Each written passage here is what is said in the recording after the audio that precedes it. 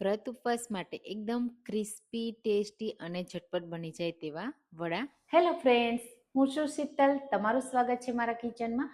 આજે આપણે બનાવીશું શક્કરિયાના ફરાળી વડા, એ પણ ઓછા તેલમાં અને તેલ સાથે એકદમ ક્રિસ્પી તૈયાર કરીશું. તો જોતા જ ખાવાનું મન થઈ જાય. વ્રત ઉપવાસ હોય કે વ્રત ઉપવાસ વગર પણ તમે આ વડા ખાઈ શકો, એટલા ટેસ્ટી બને છે અને બનાવવા એકદમ સિમ્પલ. તો ચાલો બનાવીએ. એના માટે આપણે લેશું 250 ગ્રામ શક્કરિયા. તો શક્કરિયા આ રીતે માર્કેટમાં આસાનીથી મળી જાય છે અને ખાસ કરીને વ્રત ઉપવાસમાં ખાવામાં આવે છે. તો એ શક્કરિયા મેં લીધા છે અને આપણે એની સાથે લેશું 1 વાટકી અથવા 1 કપ મોરૈયો, જે વ્રત ઉપવાસમાં જ ખાવામાં આવે છે. હવે અહીંયા મોરૈયો અને શક્કરિયાનું માપ તમે સરખું પણ લઈ શકો છો અને ઓછું વધારે પણ લઈ શકો છો. આજે આપણે આ બંનેને મિક્સ કરી અને ક્રિસ્પી વડા તૈયાર કરીશું અને ઓછા તેલમાં ને તેલ સાથે તૈયાર કરીશું. તો બંનેને સરસ રીતે ધોઈ અને શક્કરિયાને કટ કરી લેશું. હવે આપણે આ રીતે ધોવાઈ જાય ને એટલે કુકરમાં એડ કરી દઈશું અને સાથે મેં શક્કરિયાને પણ પાણીમાં જ આ રીતે રાખ્યા છે. તમે જુઓ કટ કરીને, એટલે કાળા ન પડે. હવે બધું આ રીતે પાણી નિતારી બધા શક્કરિયાને આ રીતે મોરૈયા સાથે મિક્સ કરી દેશું. તો તરત જ આપણે આ રીતે મિક્સ કર્યા પછી એમાં જે વાટકીથી મોરૈયો લીધો છે ને એ જ વાટકીથી 2 વાટકી પાણી એડ કરવાનું છે અને પછી કુકરનું ઢાંકણ બંધ કરી અને માત્ર 2 જ વિસલ કરવાની છે, એ પણ મીડિયમ ફ્લેમ ઉપર. એટલે સરસ રીતે મોરૈયો બફાઈ જશે, શક્કરિયા બફાઈ જશે. બસ 2 વિસલ થઈ જાય ને એટલે તરત જ આપણે ખોલી લેવાનું છે. ઠંડુ નથી થવા દેવાનું, નહીતર ડ્રાય થઈ જશે મોરૈયો. આ રીતે તરત ખોલ્યા પછી તમે જુઓ બધું સરસ રીતે બફાઈ ગયું. નીચે બિલકુલ આ રીતે બેસ્યું નથી. તમે જુઓ એક સરખું બફાઈ ગયું છે, શક્કરિયા પણ બફાઈ ગયા છે. તો હવે તરત જ ગરમ ગરમ હોય ને ત્યારે આપણે એક વાસણમાં કાઢી લેશું. તો તમે આવા શક્કરિયાના ફરાળી વડા ક્યારેય બનાવ્યા છે કે નહીં, કમેન્ટમાં મને ચોક્કસથી કહેજો. તમે કઈ રીતે બનાવો છો ને એ પણ મને કહેજો. અને હા, તમે મારી રેસીપી કઈ સિટીમાંથી જુઓ છો ને એ મને જરૂરથી કહેજો, મને ખૂબ ગમશે. હવે અહીંયા તમે જુઓ બધું આ રીતે ગરમ ગરમ હોય ને ત્યારે તરત જ કાઢી લેવાનું. તમે કુકરમાં પણ મેશ કરી શકો છો અને આ રીતે થોડું હલકું આપણે શક્કરિયાને મોરૈયા સાથે મિક્સ કરી દેશું ને એટલે સરસ રીતે મિક્સ થઈ જશે. આ સ્ટેપ કરવો ખૂબ જ જરૂરી છે. જો તમારા વડા તેલમાં જે છૂટા પડી જતા હોય, પ્રોપર ક્રિસ્પી ના બનતા હોય, પ્રોપર શેપ ન રહેતો હોય ને, તો તમારે ગરમ ગરમ હોય ને ત્યારે જ આ રીતે પહેલાં મેશ કરી દેવાનું, એટલે સરસ રીતે મેશ થઈ જાય. પછી એમાં મસાલા એડ કરીશું. તો તીખાશ તમને જોઈએ એ પ્રમાણે આદુ અને મરચાંની પેસ્ટ. હવે બાઇન્ડિંગ માટે આપણે સિંગદાણાનો પાવડર, તો આ રીતે મેં અધકચરો રાખ્યો છે. સાથે આપણે એડ કરીશું સૂકા નાળિયેરનો પાવડર. તમે 3 ટેબલ સ્પૂન એડ કર્યો. 1 ટીસ્પૂન વરિયાળી, જો તમે વ્રત ઉપવાસમાં ખાતા હોય ને તો. 1 ટેબલ સ્પૂન તલ, થોડો મરી પાવડર, શેકેલા જીરાનો પાવડર એડ કરીશું અને સિંધવ મીઠું એડ કરીશું. સ્વાદ પ્રમાણે, જો બાફવામાં એડ કર્યું હોય તો એ પ્રમાણે એડ કરવાનું. સાથે ફ્રેશ લીલા ધાણા એડ કરી દેશું અને લીંબુનો રસ એડ કરી દેશું. એકદમ ટેસ્ટી ચટકારેદાર આ જે વડા છે ને લાગે છે બહારથી એકદમ ક્રિસ્પી, અંદરથી સોફ્ટ બને છે અને ખાવામાં પણ સરસ લાગે છે. હવે બધી વસ્તુને હાથથી મિક્સ કરી લેશું.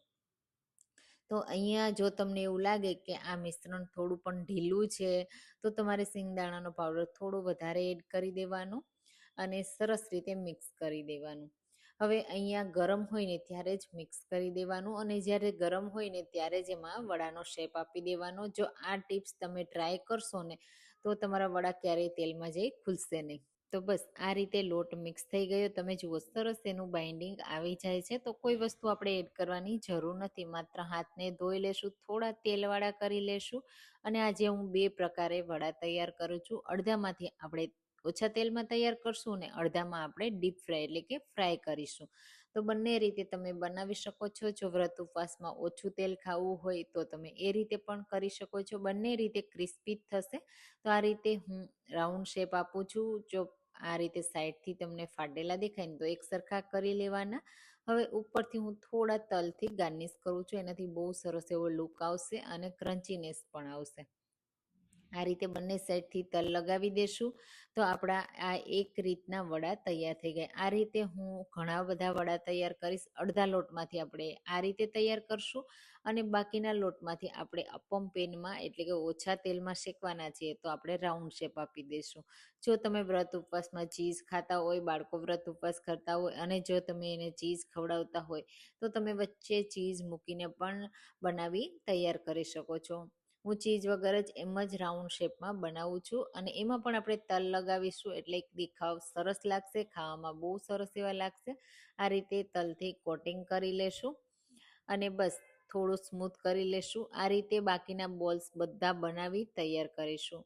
તો આ રીતે મેં 12 બોલ્સ બનાવ્યા છે અને બાકીના આપણે પેલા ફ્રાય કરવા વાળા વડા તૈયાર કર્યા છે. તો બંને મેં તૈયાર કરી રેડી કરી લીધા છે. આ રીતે તૈયાર થઈ જાય ને એટલે જ્યારે આ વડા તૈયાર કર્યા હોય ને તરત જ આપણે એને ફ્રાય કરવાના. અને ફ્રાય કરતા પહેલા તમને એક વસ્તુ બતાવી દઉં કે જો તમે આ રીતે શેકતા હોય ને તો પહેલા થોડું થોડું તેલ એડ કરી દેવાનું. પછી તમારે વડાને પેન ગરમ થાય ને પછી જ મૂકવાના અને પેનને આપણે મીડિયમ ફ્લેમ ઉપર જ રાખવાની, શેકવાના મીડિયમ ફ્લેમ ઉપર. જો હાઈ ફ્લેમ ઉપર શેકશો ને તો અંદરથી કાચા રહી જશે અને લો ફ્લેમ ઉપર શેકશો ને તો શેકાતા બહુ વાર લાગશે. એટલે મીડિયમ ફ્લેમ ઉપર સરસ રીતે શેકાઈ જશે. આ રીતે ફેરવતા જવાના. જો તમને વધારે તેલ એડ કરવાની જરૂર લાગે તો કરવાનું, હું અહીંયા નથી કરતી. આ રીતે ફેરવી ફેરવી આપણે બધી રીતે શેકીને તૈયાર કરી લેશું. બધી રીતે આ સાઈડથી શેકાઈ જશે ને એટલે અંદર સુધી સરસ એવા કૂક થઈ જશે. તો આ રીતના ગોલ્ડન કલરના થયા ને ત્યાં સુધી મેં ફેરવી ફેરવીને શેકી લીધા.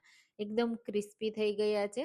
તો બધા આપણે કાઢી લેશું અને સાથે એકદમ ટેસ્ટી ફરાળી ચટણી પણ બનાવીશું, એની સાથે સર્વ કરીશું. હવે ડીપ ફ્રાય કરવા માટે મેં મીડિયમ ફ્લેમ ઉપર તેલ ગરમ કર્યું છે. આ રીતે વડા એડ કરી દેશું, તમારે એકસાથે જેટલા ફ્રાય કરવા હોય એટલા. અને ખાસ કરીને ગેસની મીડિયમ ફ્લેમ જ રાખવાની, હાઈ ફ્લેમ નહીં કરવાની અને એકદમ લો ફ્લેમ ઉપર પણ નહીં ફ્રાય કરવાના. મીડિયમ ફ્લેમ ઉપર ફ્રાય કરશો ને તો તેલમાં જે છૂટા નહીં પડે અને 100% ક્રિસ્પી બનશે. અને જો જ્યારે પણ તમે વડા બનાવો ને ત્યારે જો તેલમાં જઈ તેલ પી જતા હોય અથવા તો છૂટા પડી જતા હોય તો આ ટિપ્સ ટ્રાય કરજો, એકદમ પરફેક્ટ જ બનશે. આ રીતે થોડી વાર રહી પછી એની સાઈડને ચેન્જ કરી દેશું. ફરીથી તમને એવું લાગે કે સાઈડ ચેન્જ કરવી પડે એમ છે ત્યારે કરી દેવાની અને એકદમ ક્રિસ્પી કરી લેવાના. ક્રિસ્પી ખાવાની મજા આવે છે. ફૂલેલા ફૂલેલા તૈયાર થશે અને બહારથી એકદમ ગોલ્ડન અને ક્રિસ્પી તૈયાર થશે. તો તમે જુઓ કેટલો પરફેક્ટ એનો કલર આવી ગયો છે અને એકદમ સરસ એવા ક્રિસ્પી થઈ ગયા છે.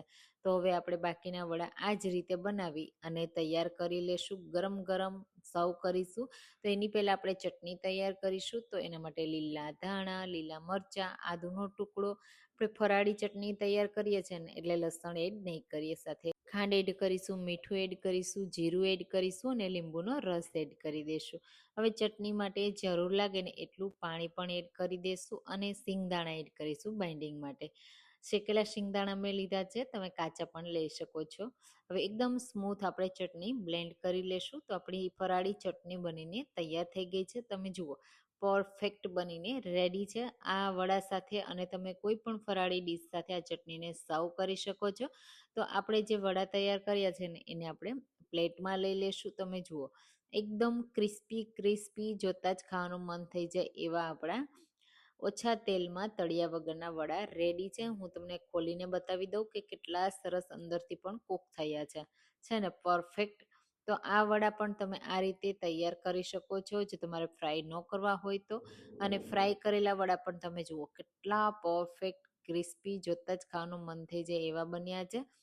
હવે અવાજ છે સાંભળતા જ તમને ખબર પડી જશે કે કેટલા સરસ એવા ક્રિસ્પી છે. તો બંને રીતે તમે કરી શકો છો. એકદમ ક્રિસ્પી ક્રિસ્પી અને અંદરથી તમે જુઓ કેટલા પરફેક્ટ જાળીદાર તૈયાર થયા છે. તો તમે આવડાની રેસીપી ટ્રાય કરજો, કમેન્ટમાં કહેજો કેવા લાગ્યા. ચાલો ફરી મળીશું. Thank you.